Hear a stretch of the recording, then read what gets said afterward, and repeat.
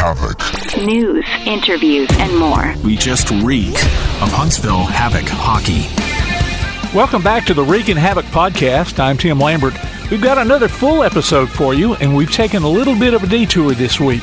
Laura Pitts has been on a quest of her own for the past few months, and it finally came to fruition as she corralled Eli Gold for a conversation.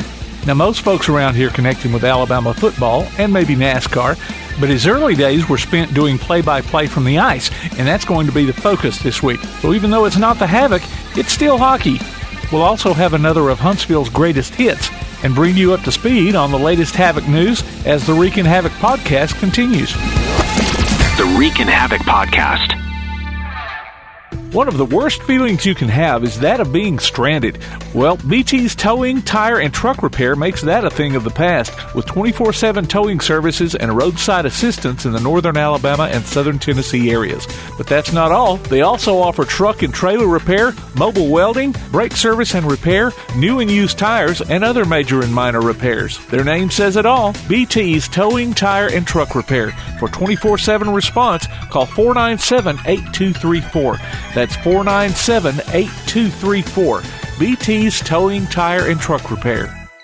Athens Utilities comprises Athens Electric, Athens Gas, and Athens Water Services. Together, we are committed to providing reliable and affordable electricity, natural gas, and water and wastewater services. We operate as part of the City of Athens, and just like our city's motto of Athens is classic, Southern, character, we believe in supporting what makes our community special. Call 233-8750. Come by our office at 508 South Jefferson Street or look for the link online at athensal.us.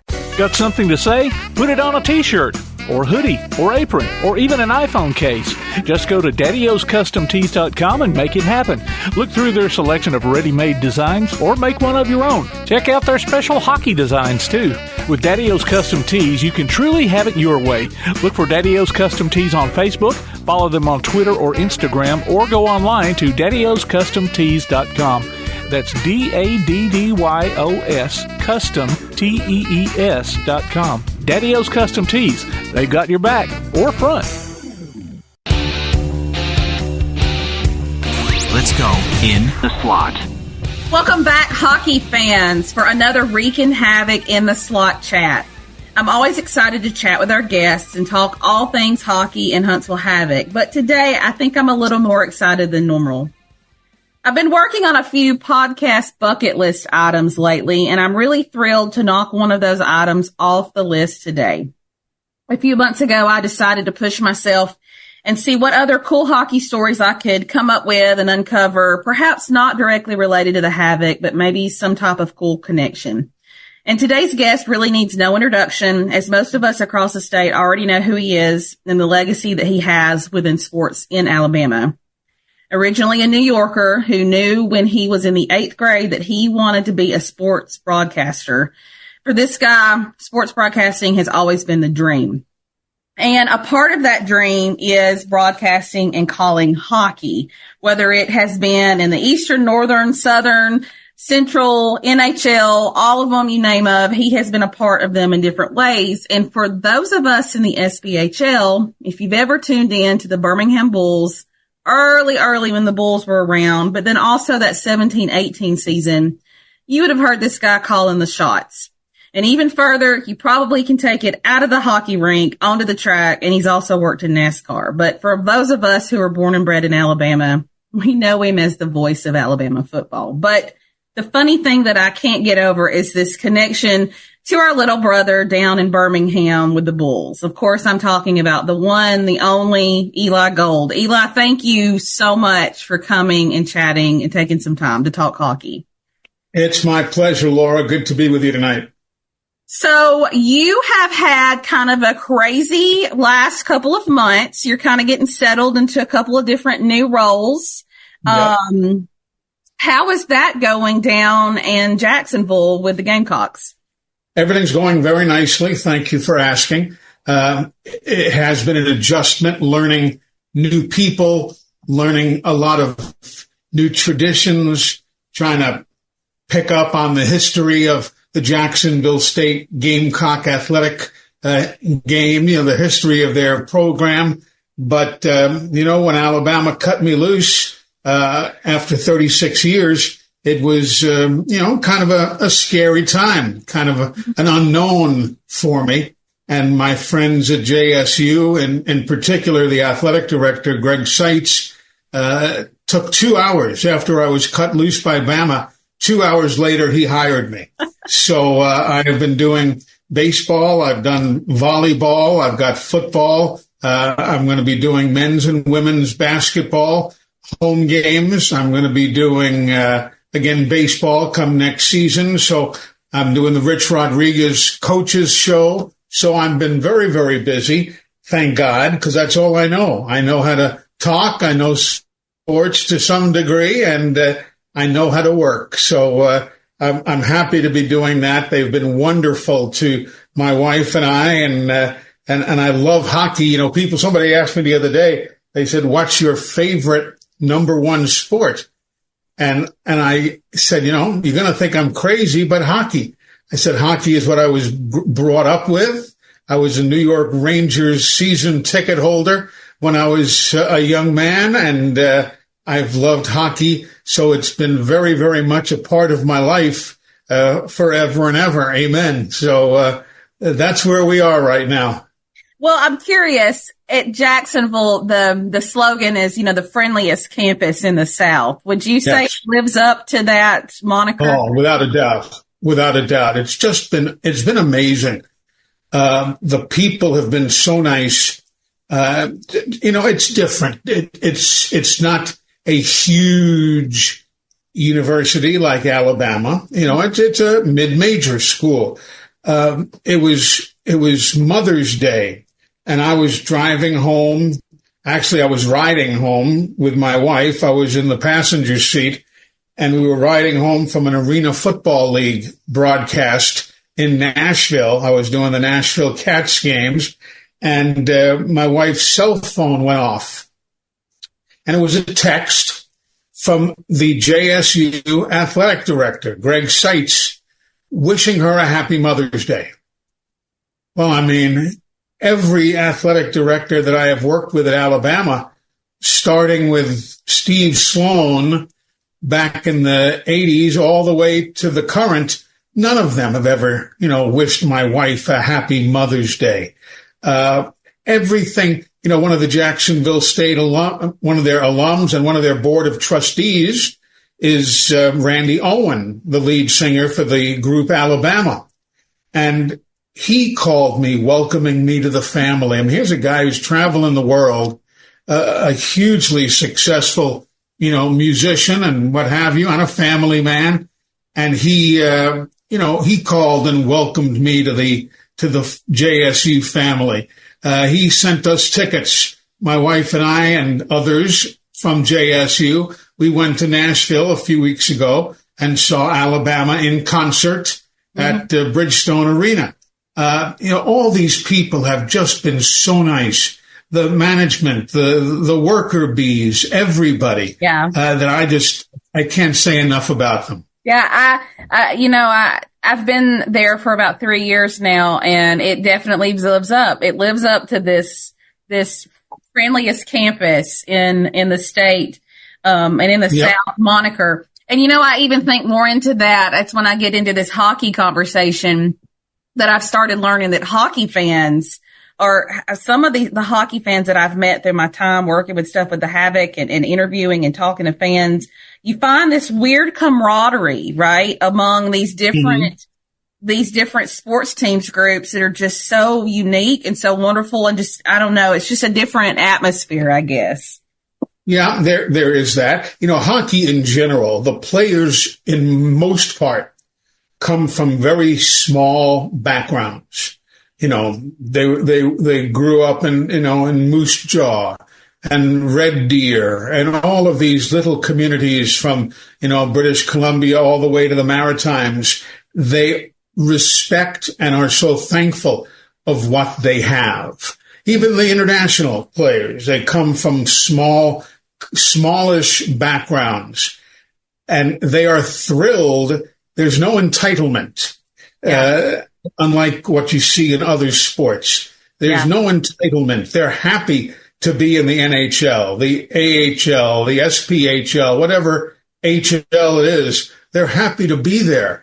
And that's something that unfortunately has changed in the big college game because of the NIL and all the other business aspects to it. Yes, certainly hockey is a business. There's no question. But these guys are truly nice. They're good people, and they're happy to be there. And they love being out on the ice. They love that, but they also have this sense of understanding that their career is not going to be forever. Like when I talk to hockey players, they're very much aware that they have this small window in their 20s and early 30s, really, of getting to really play and do all of this stuff until they can't. And it's almost like they don't take that for granted. I have yet to see anyone who does that. Especially guys who are playing with the Havoc and the Bulls and Pensacola and, and Peoria. The reality is they're playing it because they love it. Mm-hmm. The statistics show that the chances of them skating onto the ice at Madison Square Garden or Montreal's Bell Center or wherever are fairly limited. There aren't many who make it from the SPHL level to be stars in the NHL, but they just love the game. They love the game. You have to. I mean, you're traveling on a bus. You travel all night. You get there. It's you're not staying in the best of hotels. The locker rooms are not palatial. They're small and oftentimes not heated very well. There's not enough hot water in the shower after the games. It's not a life of luxury. When these guys in the SPHL come to play, it's because they love the game. Now, some teams do treat their players exceedingly well. Birmingham is one of those. I'm sure Huntsville is as well. But there are others who don't, and you've really got to love being a player to survive and flourish in the SPHL. That's one of the conversations a lot of the former players that we talk to with the Havoc. And I'm pretty sure this translates in other areas, but I know with the Havoc organization that there's we call it the magic. We just have some sort of magic up here in Huntsville. And these, the boosters, the owners, everyone just really pours into that limited time frame that these players are in. And that really brings forth that community for them. And there's a limited budget. And teams like Birmingham and Huntsville, they make sure to spread that budget around to make things work for the players. I mean, in Birmingham, they built a beautiful players lounge. 4,000. I mean, it's not the Von Braun Center. It's not the VBC. Right. It's a smaller building, more like you'd find in a lot of smaller communities, a 4,000 seat facility. But still, they put money into a players lounge. They improved the locker room facilities. They've, gotten nicer buses and so on. So there are ways to make it more bearable, and those players appreciate it. Do you ever, we're going to get into you and hockey and kind of how you kind of got your start with hockey, but I'm curious, have you ever wondered why Birmingham never had a bigger hockey rink? Why was that never something that was brought? Well, there is a bigger hockey rink. The Civic Center downtown is where the World Hockey Association team used to play. When I assume you're aware of the WHA, they were the other major league against the NHL back in the days. And that's how Birmingham got going. When the Toronto Toros couldn't compete with the Toronto Maple Leafs in Toronto, they moved the team to Birmingham. The Toros became the Bulls, so they didn't have to change the logo or anything. And it was owned by a very, very wealthy man, John Bassett. His daughter, Carling, was a pro tennis star. I mean, this city had crowds of 15 and 16,000 at the Civic Center downtown. Then it became time for the expansion. And John made the right decision business-wise. It was not one that I was happy to see, but business, this had become a day of the week community. And what I mean by that is it didn't matter on Tuesday night or Wednesday night if you had the first place team in town or the last place team in town. Didn't matter. You were going to draw 4,000, 5,000 people. And on the weekends, it didn't matter if you had the first place team in town or the last place team in town. You were going to draw 14, 15, 16,000 people. It was a day of the week crowd. Yeah. And John Bassett, the owner, realized that it didn't matter in this community whether you were bringing the Montreal Canadiens into town or the Indianapolis Racers with Wayne Gretzky in those days. It didn't matter who you were bringing in. The crowd would be the same depending on the day of the week. And he couldn't justify the additional expense of going into the NHL versus the somewhat regulated expense of the WHA. It still was expensive, but it was not NHL-like money. And he said, it's not going to matter if the Minnesota North Stars are in town back in the day, or if who was here. He said, we're going to get the same crowds. And he decided not to go into the expansion. And so Birmingham could have gone in. Same with the Cincinnati Stingers. They were offered a spot, and Bill DeWitt opted not to enter. And obviously some teams did. And, Edmonton and Winnipeg, those teams went into the NHL. But for the years when we had the WHA here, the games were played in downtown in the 17,000-seat building, which is still there. Yeah. They just did a multi-million-dollar upgrade. Yeah. The Legacy Arena is gorgeous. It's as good as any NHL building, but this is a decent hockey town. It's not a great hockey town, and that's where the decision was made. Interesting. I didn't realize that. And I've always wondered why Birmingham has kind of stayed in the Pelham area, and their volume fills up. Because that's where they are sold out. They do very well, but you're tapping into your basic hockey group. Yeah. 4,000 or 5,000 people will come to every game. Then you'd have another 5,000 or 7,000 who'd come in because it was Friday. Yeah. Because it was Saturday, the day of the week. It doesn't matter if they're playing, the Pensacola Ice Flyers or if they're playing the Montreal Canadiens. It doesn't matter. The people are hockey fans, but they're not tied up on the labels. They don't know all the names and all of that. It's just a place to go and a fun night to enjoy. Yeah, I've never really thought about it from that perspective. In Huntsville, it's a different atmosphere. I don't know if you've ever attended any Havoc games in the Von Braun, but I've broadcast dozens of games there. Yeah, doing the Bulls. Yeah, well, there are, because of NASA, there are a lot of Northerners who have been moved to Huntsville, and they bring with them that love of hockey. I mean, every time you come into the Von Braun, and literally I can't tell you, I've probably done, 20, 25 games at the Von Braun Center, which is not a lot compared to a person who goes to the games all the time. But for an out-of-town guy, it's a lot. You see jerseys in the crowd from every team in the NHL. You see jerseys from the Oshawa Generals and the London Knights, Junior A hockey.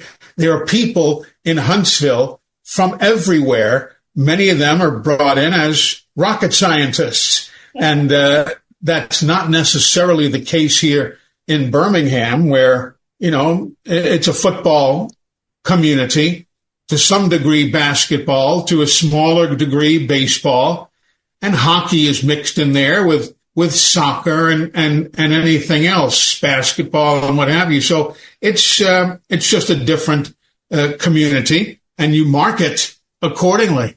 Yeah, I can totally see that. And Huntsville does a really good job of marketing. They've gotten some new guys in there in the last couple of years in that front office, and they've really pulled together. And we're still. It's a beautiful building. Yeah, it's a great facility. There's plenty of parking. They've got everything going for them. Not that Birmingham doesn't. I mean, the Pelham facility is beautiful.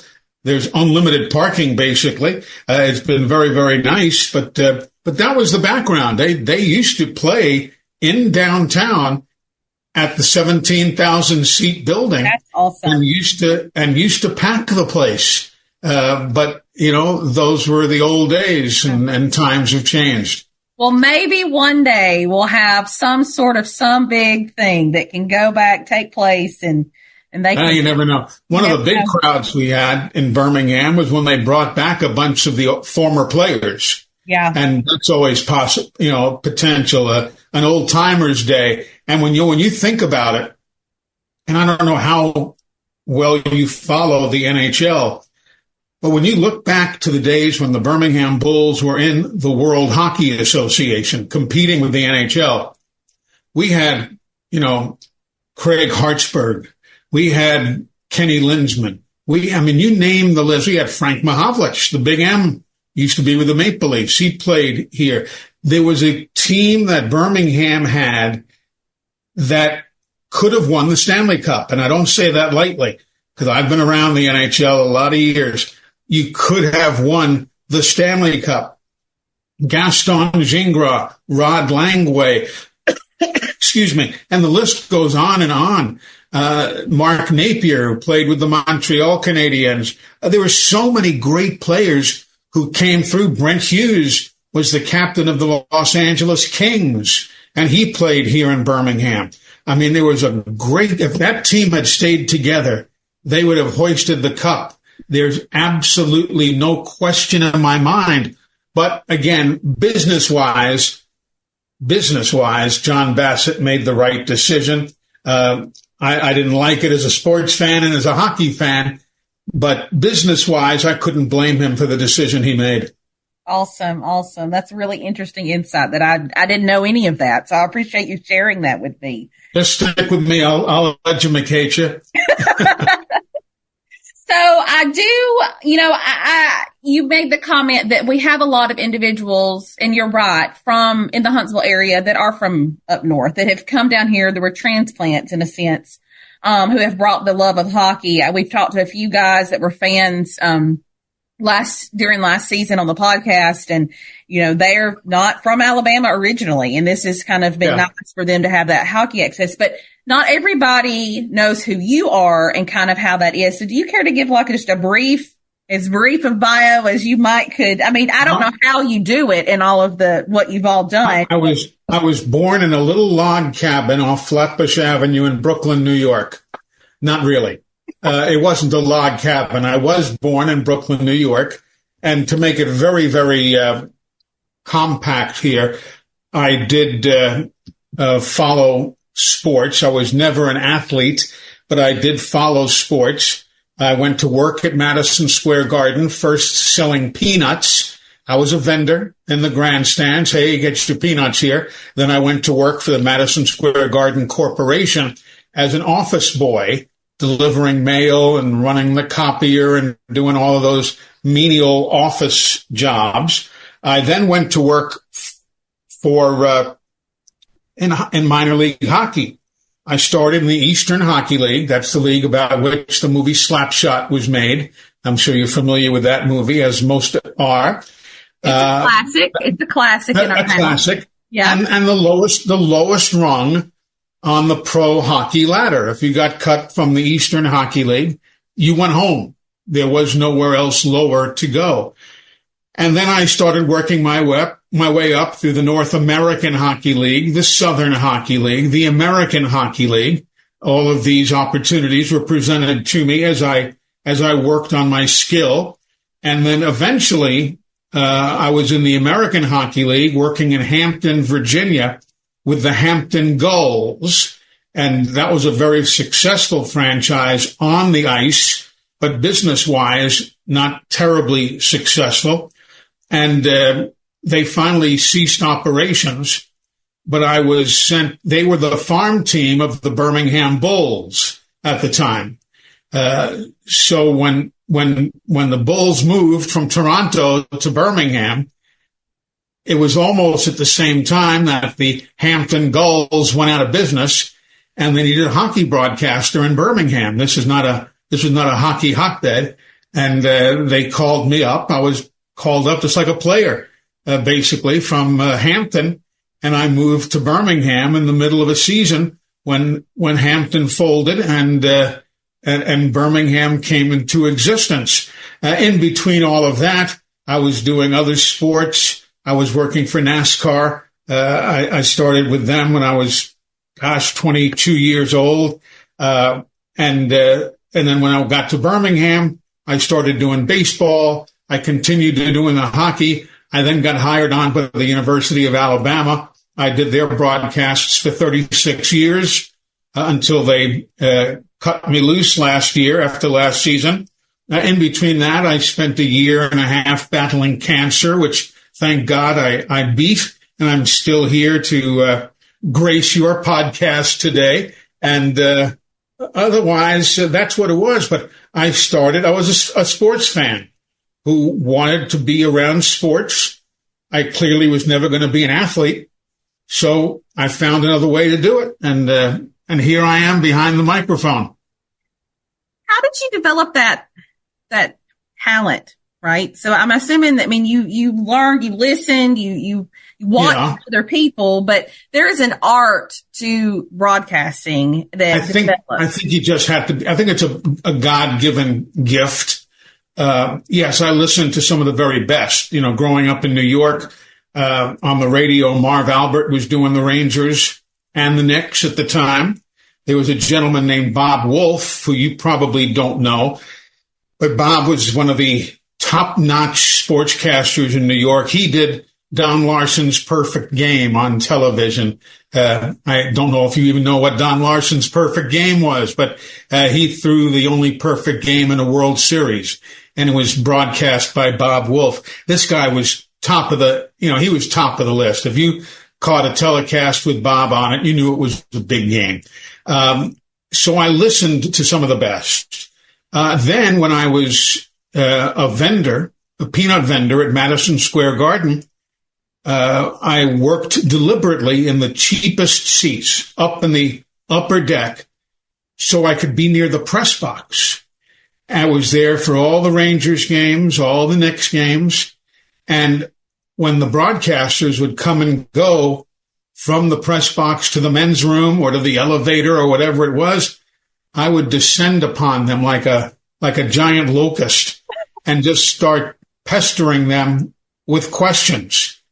Where'd you do this? What did you do? How did you do this? Where'd you go to college? Which, I never pursued that, but the biggest thing was just getting out there and doing it. And when I did the Long Island Ducks of the Eastern League, we talked about them with the league that Slapshot was about. I traveled with them. I did all their games home and away, which in its own right was a great experience, even though you traveled on the bus. But it was a great experience. But you know what I got paid? For the whole year. For the whole year. He covered my expenses, of course, because I traveled on the bus and they put me up in a hotel room. But you know what they paid me? A $50 gift certificate to Sears. 50. At the end of the season, he said, Al Barron was the team owner, and he said, I'll take care of you after the season. I said, okay, Mr. Barron. And I was living at home.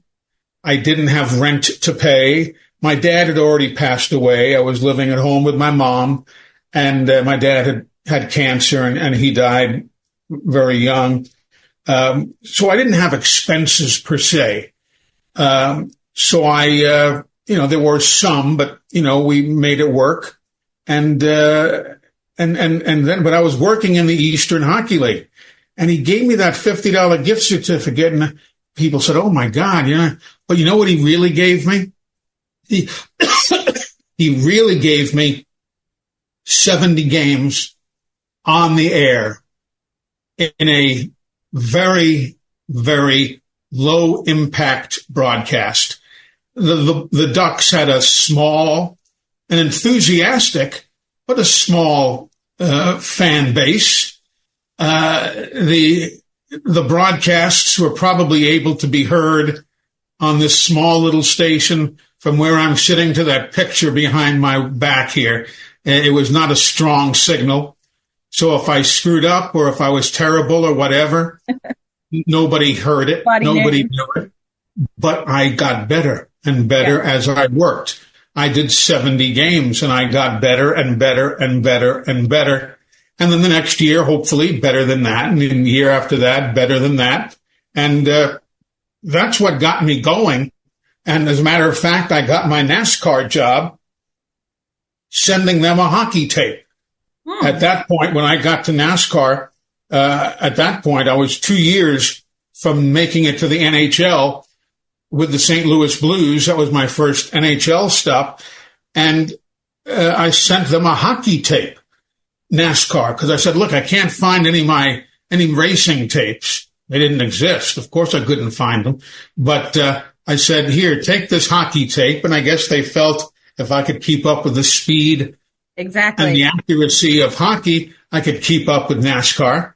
And by sending them that hockey tape, NASCAR hired me. And then 2 years later, in 77, I was brought on by the St. Louis Blues. Well, I was going to ask you, first, do you remember that first hockey game when you were in the booth as the broadcaster that you called? Like, how did that go? For the Eastern Hockey League? Whatever that first hockey game. For the Long Island Ducks? It could be that one. Well, that very first one. Yeah. Well, the very first one was somewhere in the Eastern Hockey League. I can't tell you that I remember it. I'm sure it was terrible. I'm sure it was awful. I've heard some of my tapes from way back when. It was not easy to listen to, but they were happy to have the games on the radio. The fans, the few fans who could hear it, they were happy, regardless of my ability. Then, of course, I did. And then I started getting into the higher leagues and doing more and more. And then, of course, getting into the NHL, and the WHA, both basically at the same time. That was spectacular. I mean, I was hired here in Birmingham. I got here, I want to say on a Monday. And on Thursday of that week, I left on a trip to Western Canada with the Bulls. We were going to Calgary, Edmonton, Winnipeg, Vancouver. All of those were WHA teams at the time.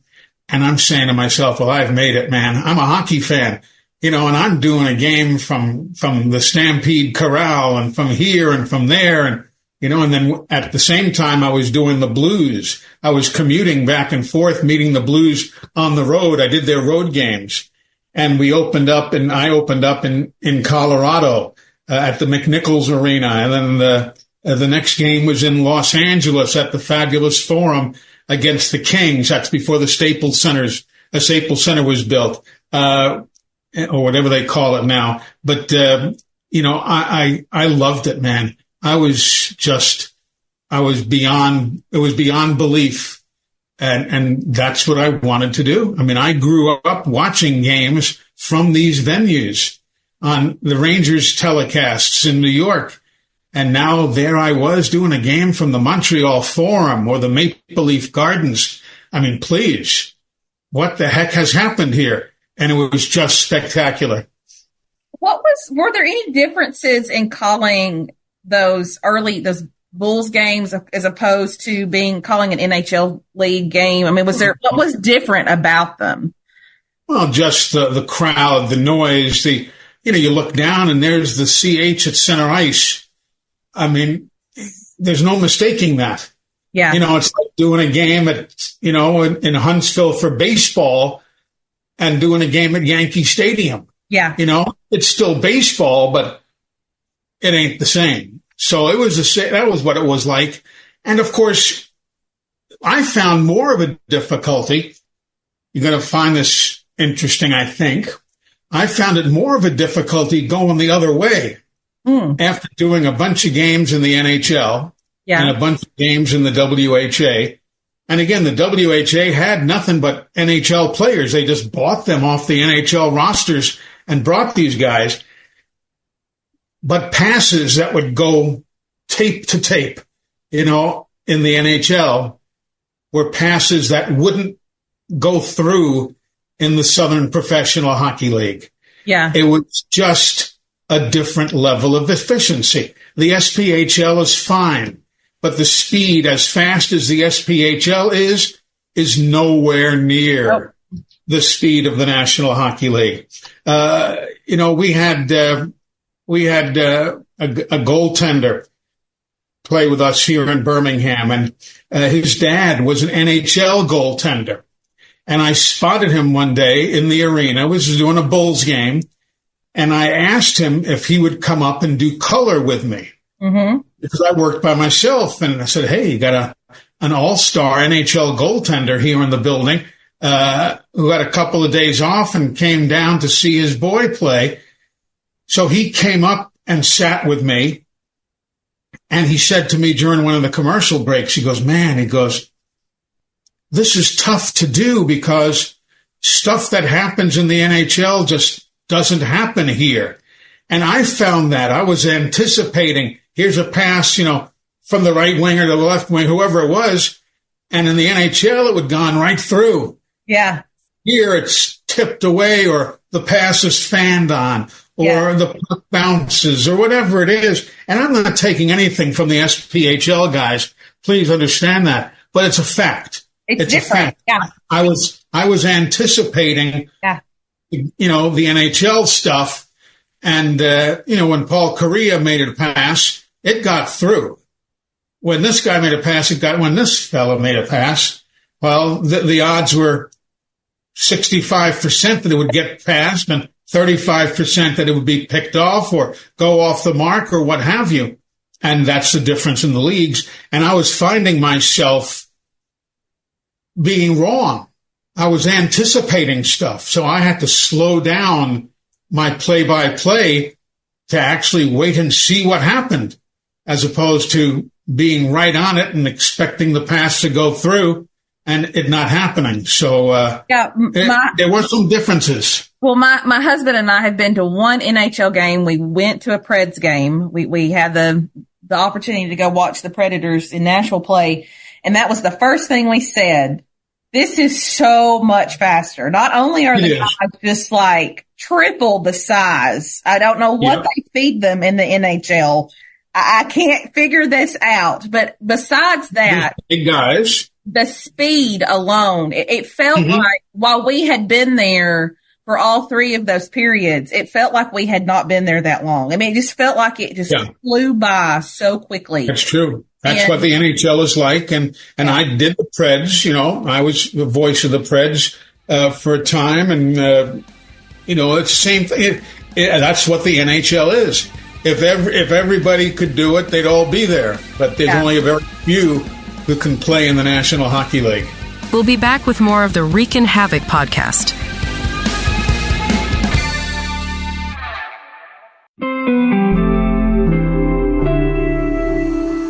My name is Joel, and I came to St. Jude Children's Research Hospital in December of 1987 to be treated for osteosarcoma, which is bone cancer. We didn't know anything about St. Jude. We didn't know what they meant, or that, when we got here, what we would do, how it would be taken care of. And when we arrived, we found out that my family wasn't going to have to pay for any of my treatment, not for my medicine, not for travel, not for housing, not for food. St. Jude was going to cover all that.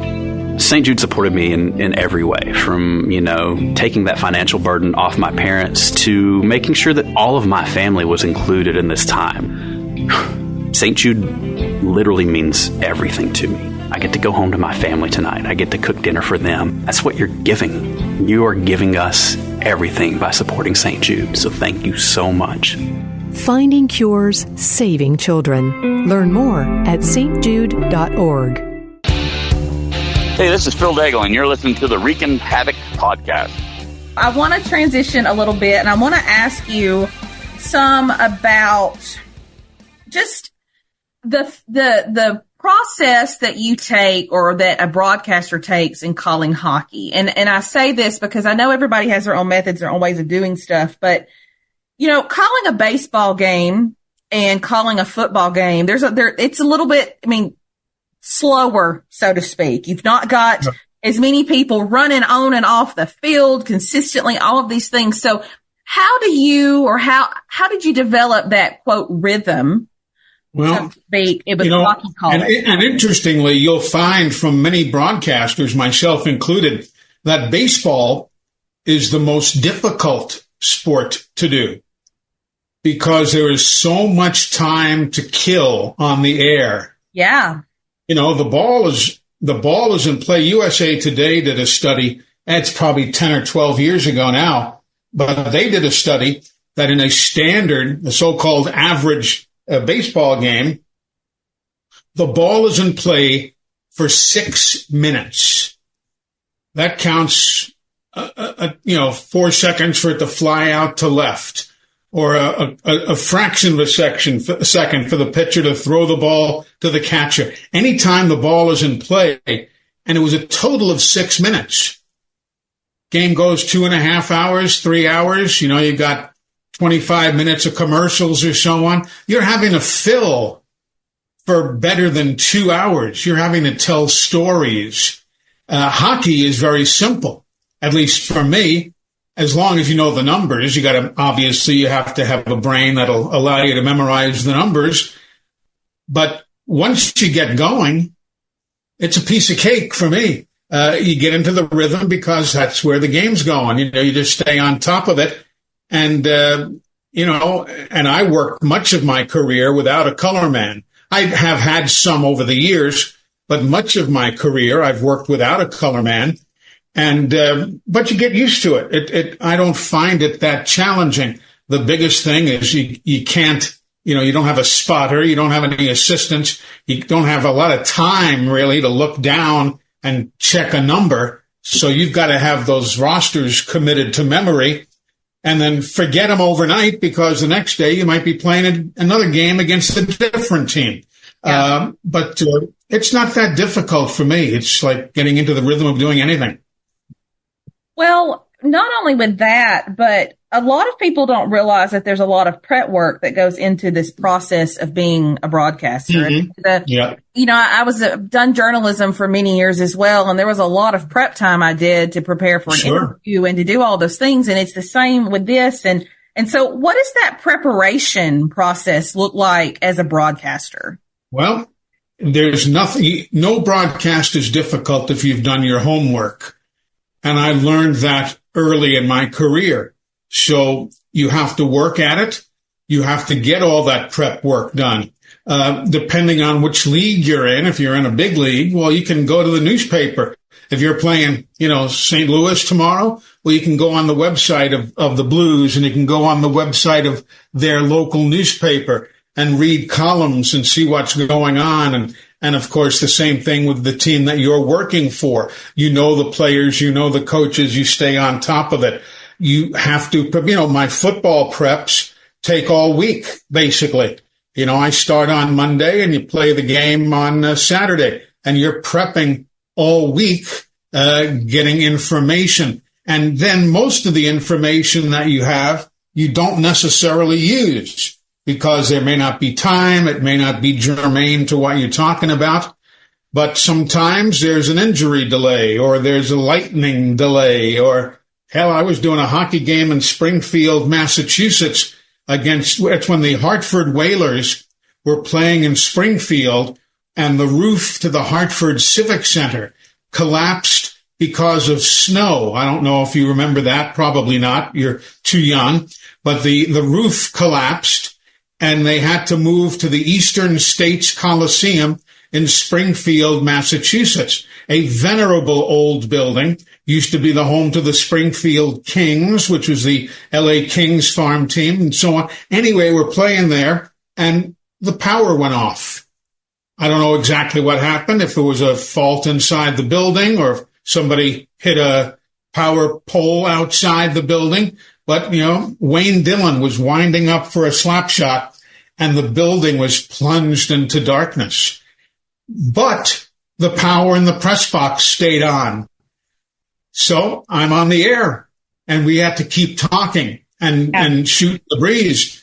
And again, I didn't have a color man, but I had a list of stuff by my side, all sorts of one-line bullet points that I had compiled the last day or two and had picked up at practice and what have you. So I had tons of stuff to talk about. And, you know, constantly you're updating everybody what's going on, this, that, and the other. But, you know, so yeah, there's tons of preparation. You know, there's nothing you can do but prepare. You got to have it. And most of the time, some of the stuff I talked about that night would likely have never been on the air in a so-called normal game. But here I was sitting with tons of time to vamp while they, you know, found the problem and fixed it and what have you. And it was, I don't know, it was probably 40 minutes. But have you ever just sat down and done a 40-minute soliloquy? It's not easy. It's not easy. No. But if you have the prep work, it's easy because you're relaxed, because you know you got stuff to talk about. So that's how the prep work goes. You know, I also, you know, wonder too about how I'm always complaining to people about the work ethic of, I guess, the young generation coming up. I don't know how I can say that. I'm in my 30s, right? And I don't know if I'm allowed to say that about these young ones coming up, but I think about what do you do for a living for those who don't know? Well, you know, when I'm not playing hockey podcaster by night, during the day, you know, I'm a librarian. I work at a library and do library work, and I teach and do things like that as a professor. And so I'm always dealing with students and other things. And I see these crazy different work ethics that are just different than I was used to growing up. And so I often wonder if even some of them recognize how important this prep work is, you know. And I remember being a journalism student and really working hard for all of that stuff. And I hope that that's still a part of it. But sometimes I just wonder if people that are trying to get into some of these fields, like broadcasting, like journalism, really know that there is a lot. You don't just show up 20 minutes before the game starts. They learn it. You know? They learn it. And the ones who never learn it are the ones you never. Yeah, you never. Because they're terrible. Yeah. You know, they don't get the jobs, or they get a job and then they promptly lose it. There's no shortcut for doing your homework. None. I'm right now, I just turned 70. A young 70, I might point out, but I just turned 70. I've been doing this since I was 15 and a half, 16 years old. And there's no shortcut for prep work. And there are times in the football season where, you know, you got to force yourself to look at another stat sheet and make more notes and so on. But you got to do it. You've got to do it. Now, in the NHL, it's a little bit easier. They give you game notes. You get a stack of information this thick every day from the league, from the teams, all of these newspaper clippings and so on. And you are basically spoon-fed this news. But you still have to make notes of it and write it down and do. There are a lot of guys who just don't do that. They'll take that stack of paper with them to the booth. And if they have to fill, they'll open it up and just see what story is there, and they'll talk about it. Fans don't know, but other broadcasters do. And the team does. And a lot of those guys who take the easy way out, you just never hear about them. So how do you think technology and this advent of digital technology and stuff has really changed this broadcasting game too, especially with hockey related stuff? Well, it's made it easier to get information. You know, number one, you know, in the old days, you'd be doing a broadcast and here came the PA announcer on the air, on the speaker in a subpar building.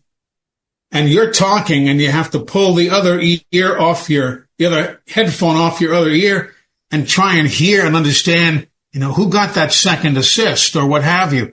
Now it pops up on your iPad. You dial into a stat monitor and everything is right there in front of you virtually instantaneously. So it has helped on game day. You wonder back in the old days, well, geez, he's had quite a night. I wonder how many shots on goal he's had. Well, now you can look at this monitor and there's, such and such a player. He's got 7 shots on goal and he's taken 11, whatever it might be. In the old days, you didn't have that. You'd have to wait till after the game or at least after the period if you could go somehow and find the information. For the preparation, like we talked about, you can dial up the Edmonton newspaper and read the sports section, read the column. You could read, I used to read Eric DeHashek's stuff when he was writing, up on the West Coast in Canada, because he had great columns and taught me so much, especially when I was getting ready to go up to Edmonton or if the Oilers were coming into Nashville. I would always do that. Newspaper columns are an invaluable resource. So, and now, of course, if you need something, you can, I can click now and, go to the Eastern Michigan University website and get all the information I need about their game coming up this weekend. That's what it's done. And isn't that crazy, to you, that it's that easy now for you to go pull that information? I mean, well, I remember in the old days riding on the bus with my little typewriter. My mom got me this, I don't know if it was an Olivetti, it was some little teensy typewriter, a transportable typewriter, manual, of course, not electric. And I would be typing the team's stats as we're going down the highway, going to the next game. As the broadcaster, you had to keep the stats, you had to do everything. And it would bother the players, of course. It's in the middle of the night, and there I am clacking away. And, hey, shut up there. Turn that TV typewriter off. It was just part of the business. Yeah. And it's fine. It happens. But now, it's amazing with 2 or 3 keystrokes, and you can, get all the information you need. So when you finally came down here to Alabama to cover Bulls hockey back in the day, was it surprising to you that there was, quote, hockey in Alabama? Was that like a surprise to you? No, it wasn't a surprise because I knew about it. I mean, I followed hockey. Yeah. And so I was involved. I was in the AHL. That's where I came from, the American Hockey League. And, I knew where hockey was and what was going on. I didn't know anything about the community. I didn't know anything about the state of Alabama other than, some of the bad news that was always in the news in those days, racially, tinted and so on. But, I didn't know much about Alabama, and it's a beautiful, beautiful place. It really is. We've loved it. We've had chances to move and never have. We've stayed here for, 40 some odd years. But, I knew hockey was here. I just didn't know much about it other than the games. I mean, I used to read the hockey news. I'd get it in the mail every week. And, that was the Bible in those days, the hockey news. It was a magnificent newspaper, and I would read it cover to cover. It covered everything from, the Swift Current Broncos to the Montreal Canadiens and everything in between. And I read it word for word all week long. So no, I knew there was hockey in the South, and I knew they were drawing well and so on, but I really didn't know much about it, but I knew enough. Yeah. So do you still follow some of those NHL teams? Like who is your team? Oh, yeah. Who are you still forever, the Rangers? Are they your go-to team forever, or do you have a different one? No, I'm a Rangers fan. Again, to tell you how long ago I had season tickets, I had section 440, row F, seat 2. That was in the upper deck at the Garden, right behind the net, next to the last row of the building. seat 2. My friend Howard Steinhardt had seat 3. Steve Sobo had seat 4. We had a whole group of us. Tickets were $2.50 a game to get in to see the Rangers play at the gosh, what I would give for a $2 ticket to see it. $2.50. We used to go to a restaurant called Tad's, TAD''S, Tad's Steakhouse. You would get a steak, a baked potato, a piece of Texas toast, and a drink for $1.79. Okay? So times have changed. But yeah, I had season tickets, $2.50 a game for the Rangers, and I was a season ticket holder for a number of years. So yeah, I've always been a fan of the Rangers. I knew them well.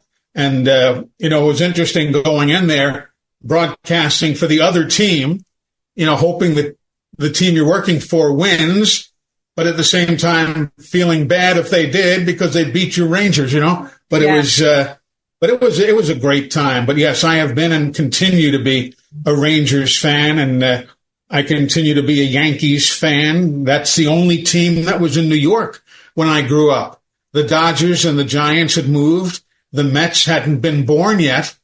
In New York, in that small period of time, was a one-team city in baseball. And so I just, I stuck with those teams. I'm still a Yankee fan to this day and still a Rangers fan. And I always tell people, well, if the Rangers don't make the playoffs, if they don't make the Stanley Cup finals, the finals don't count because it doesn't, it's the same thing with the Yankees. If they're not in the World Series, it doesn't count. The World Series. Yeah. I'm sure a lot of us down here in Alabama feel the same way with football. So that makes complete sense.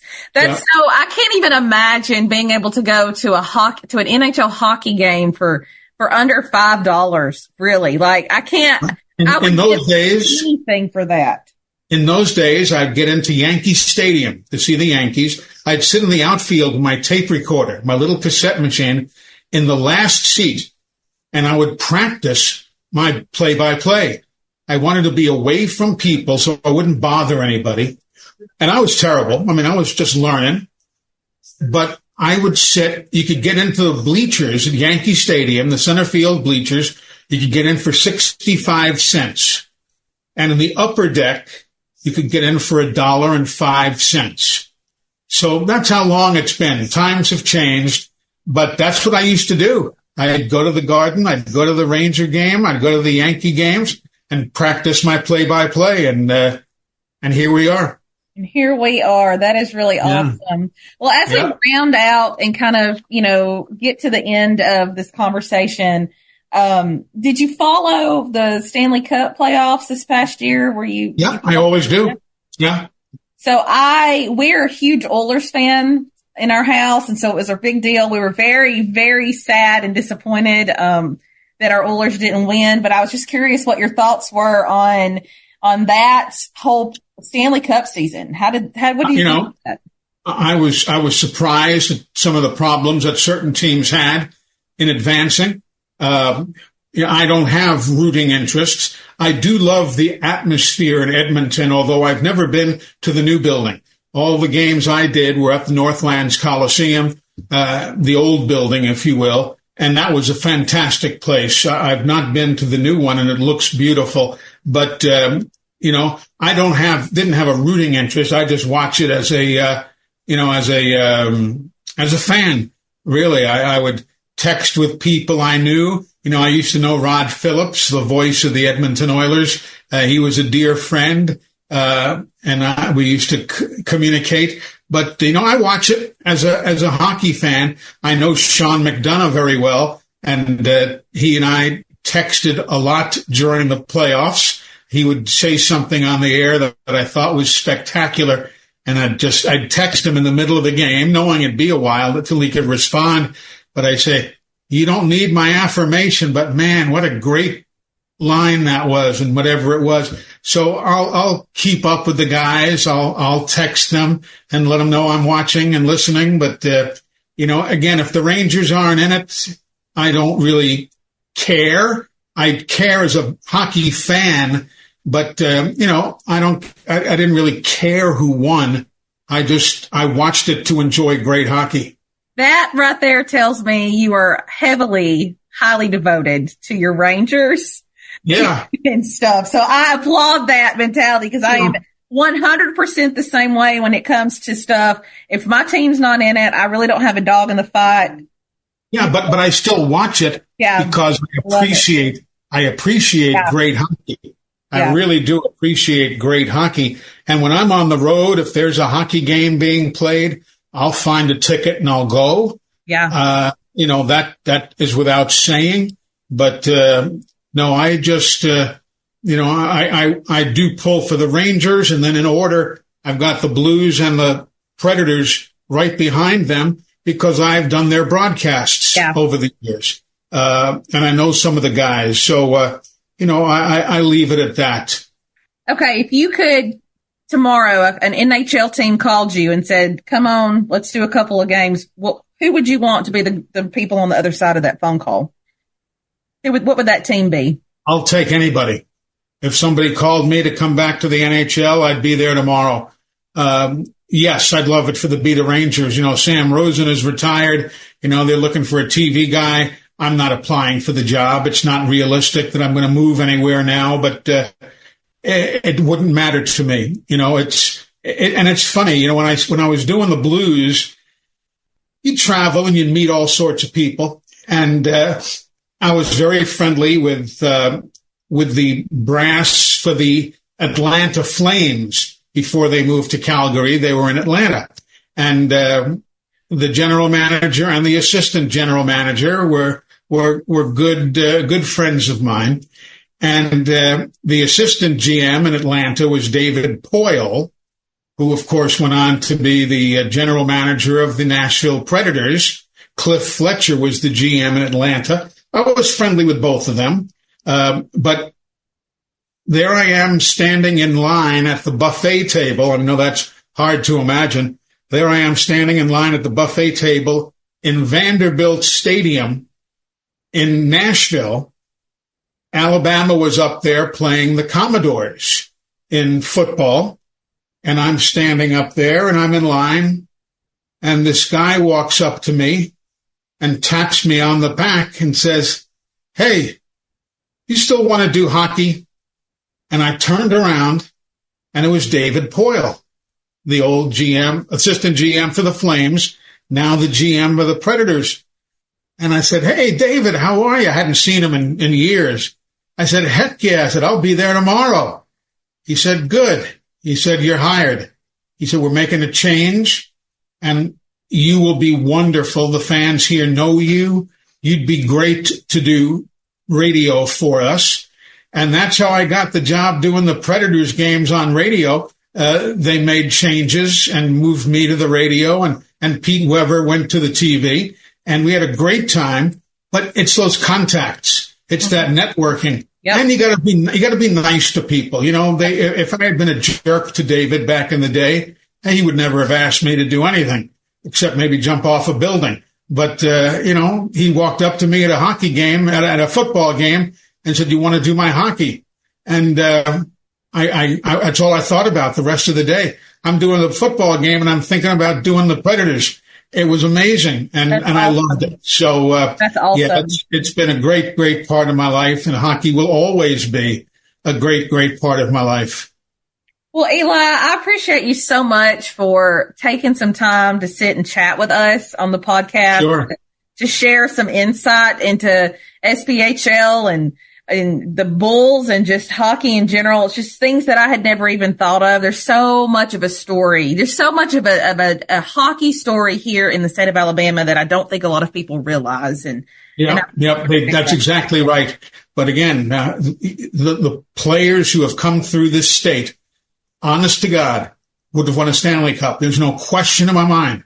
If that team in Birmingham had stayed together, they would have hoisted the Stanley Cup. They were that good. But unfortunately, John Bassett did what he had to do. He made the right business decision and let the team move into the minor leagues. They became the Birmingham South Stars and in the Central Hockey League and affiliates of the Minnesota North Stars. And and they went on to the minor leagues. But hockey in the state has been wonderful. It really has been. Well, and it's been a lot of fun for me to not only get to kind of delve into some of the stuff, but to see that rivalry between Huntsville and the Bulls just continue to grow and grow. And sometimes, like, we know when we go watch Huntsville and the Bulls play, no matter which barn they're playing in, we're going to see some fights. We're going to see some aggression. We're going to see a really good physical game. It's always a lot of fun. And, so yeah, it's definitely. And the proximity of the cities, that's so easy for the fans to just come up and down I-65 and be there. So that's wonderful. Well, Eli, I appreciate you so very much for coming on and chatting. We hope maybe we can bring you on again. Maybe you will get that call for like some one game or something big with the Rangers, and we can. Well, I doubt that'll happen, but even if it doesn't, Laura, or shall I call you Miss Pitts? Is that what the teachers call you? Or the students call you? Professor, something, whatever. Yeah. Just feel free to call me anytime. I'd love to be on with you again. Well, thank you so much. And hockey fans, we appreciate all of you for listening. Like I said, I've had a couple of weird bucket lists that I've been trying to Who else is on the bucket list, if I might ask? Okay. So my next one, and I'm trying to figure out how to make it happen, is I want to sit down with Wayne Gretzky and I want to talk hockey with him, talk all kinds of stuff with hockey. So I don't know how we're going to make that work, but that's I'll tell you an interesting Gretzky story or two real quickly. Yeah. When he used to come into Birmingham with the Indianapolis Racers, that's who he played for when the WHA was in existence. A lot of folks don't know he began with Indianapolis in the World Hockey Association. He came into Birmingham and somebody asked me about this Gretzky kid, and he had bird legs. Still does to some degree, but he had these skinny little bird legs. It was just bizarre. And I said, somebody asked me, what do you think of him? I said, well, obviously he can play. He said, but he's got bird legs. I said, he's never going to amount to anything. And it shows you what I know about bird legs. Yeah. And then there was a place across the street from our Civic Center. The name of it was the place across the street from the Civic Center. And that's where everybody went after the hockey games. That was the building downtown, the big 17,000 seat building. And he was too young to get a drink at that time. He was too young to drink legally. So my spotter in football, he never worked with me in hockey, but he was my spotter in the broadcast booth in football. He used to go and buy Wayne a drink and then sneak it to him so Gretzky could have a post-game drink. But that's how long ago it's been. Okay, Little Wayne Gretzky. Now I need to talk to Gretzky because now he probably won't remember that, but if he does, it's a true story. That's awesome. My buddy Butch used to buy him drinks at the place across the street from the Civic Center because Wayne was too young to do so. That's awesome. Well, I will definitely, when that opportunity happens and I talk to him, I'll bring that up and stuff. But, thank you so much for coming on. Hockey fans, I hope you've enjoyed this. It won't be too long, as I say every week, until we are back at the Von Braun with all the lights and all the sound and our guys back on the ice. So thank you so much for being a part of this today. And as I always say, stay sharp in the slot and keep reeking of Huntsville Havoc hockey. The Reekin Havoc Podcast. Let's get ready to rumble!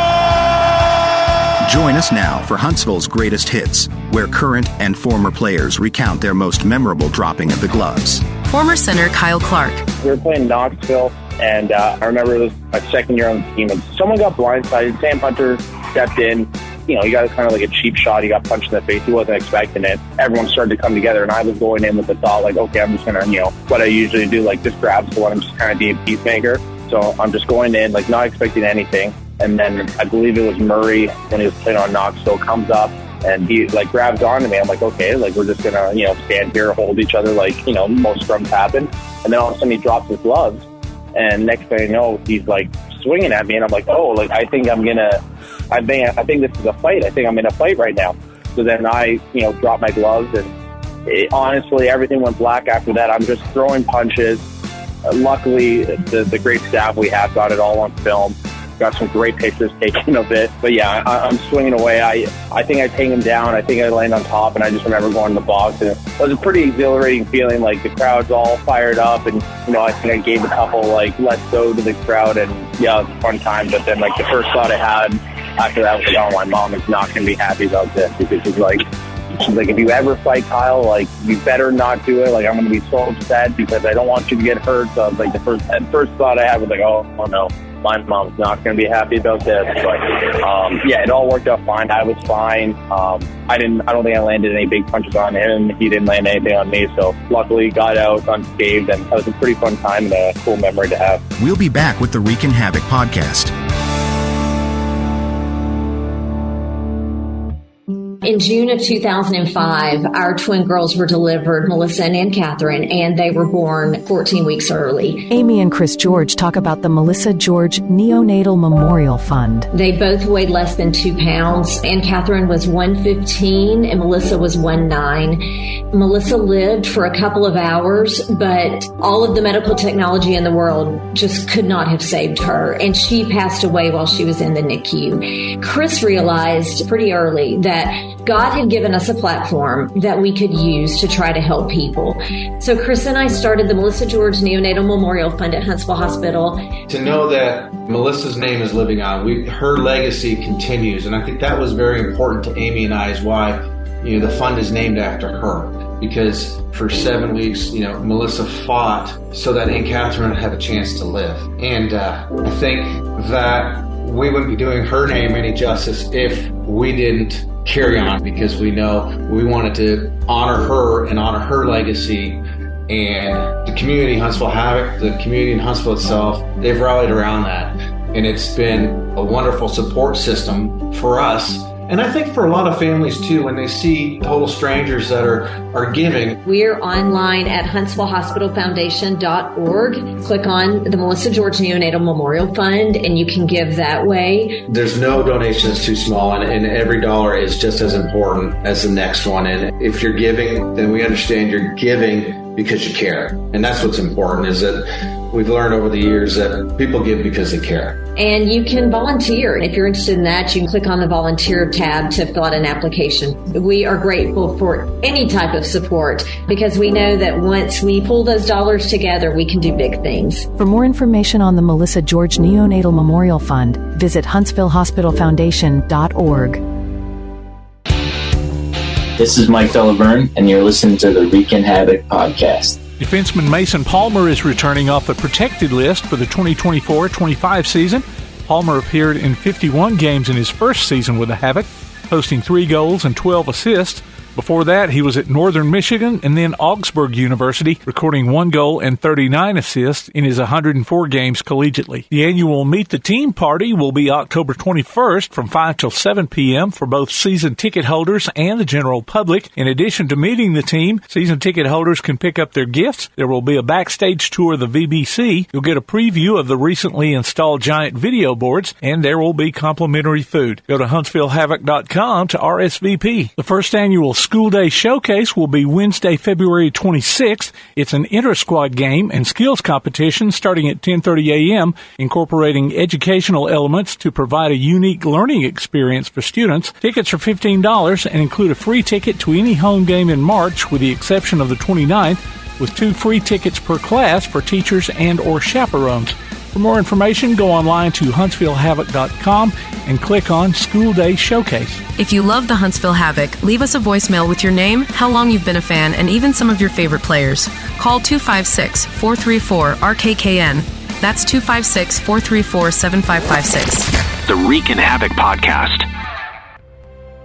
For those returning from military service, the transition back to civilian life isn't always easy. Retired Marine Gunnery Sergeant Bill Cook talks about still serving veterans. The mission of Still Serving Veterans is to serve and honor veterans and their families by empowering them to build meaningful lives. And we do that through connecting to fulfilling careers, getting the benefits they deserve, or the services that they need. We have never charged anybody anything for our services. A group of business leaders in town felt there was a need to help the seriously wounded make that transition back into civilian life. Employment services, VA benefits, and connections to other community services. That's what we do. If you're a veteran and you need help, please get a hold of us. Go to that website, ssb.org, and you can find out pretty much anything you need to know about still serving veterans. In Huntsville, call 256-883-7035.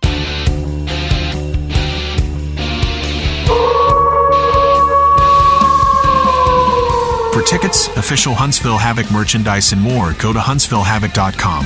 Visit our website at reekinhavoc.com. Look for us on Facebook, Instagram, X, and Threads. And listen, follow, and subscribe to the Reekin Havoc podcast on your favorite platform to keep up with the only weekly podcast covering the Huntsville Havoc, the Reekin Havoc podcast.